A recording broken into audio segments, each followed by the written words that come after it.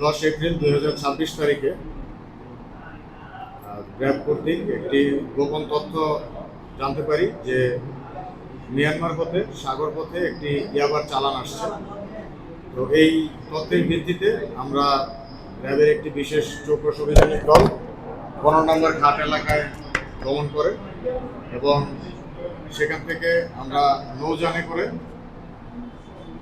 নদীর মোহনা পার হয়ে অল্প একটু সাগরের ভেতরে যেখানে আপনার ফিশিং বোটগুলো থাকে সেই এলাকায় গমন করি এবং ফিশিং বোটটা আইডেন্টিফাই করার চেষ্টা করি। আনুমানিক সন্ধ্যা 7টার দিকে ফিশিং বোটটা আইডেন্টিফাই করা সম্ভব হয় এবং ফিশিং বোটে আমাদের অভিযানিক দল গমন করে এবং সেখানে 3টি বস্তার ভিতরে 50 কাঠ ইয়াবা খুঁজে পায় এবং একই সাথে বোটে যারা ছিল মোট 9 জন আসামি তাদেরকে গ্রেপ্তার করা হয়।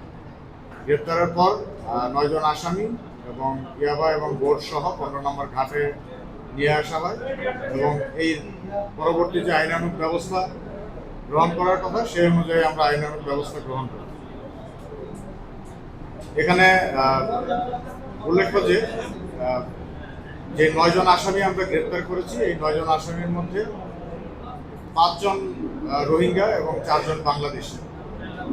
রোহিঙ্গা যে 5 জন আসামি রয়েছে এই 5 জন আসামি নিজেরা স্বীকার করেছে ইতিপূর্বেও তারা এই মাদকের চোরাচালানের সাথে মাঝে মাঝে সম্পৃক্ত ছিল। তবে বাংলাদেশি যে 4 জন গ্রেপ্তার হয়েছে তারা বলেছে যে তারা এর আগে কখনো সম্পৃক্ত ছিল না। তো সাধারণত আসামিরা কখনো নিজের দোষ স্বীকার করতে চায় না। তো এখন এই 9 জন আসামি এবং ইয়াবা সমূহকে আমরা আইনানুগ ব্যবস্থা অনুযায়ী থানায় জমা করবো এবং আইনানুগ ব্যবস্থা গ্রহণ করব। আর নৌকা যেটা জব্দ করা হয়েছে এটা আপাতত ঘাটে রয়েছে, ঘাট মালিক সমিতিকে বুঝিয়ে দেওয়া হয়েছে। পরবর্তীতে এটা আদালতের নির্দেশনা অনুযায়ী এর বিরুদ্ধে ব্যবস্থা গ্রহণ করা হবে। ধন্যবাদ।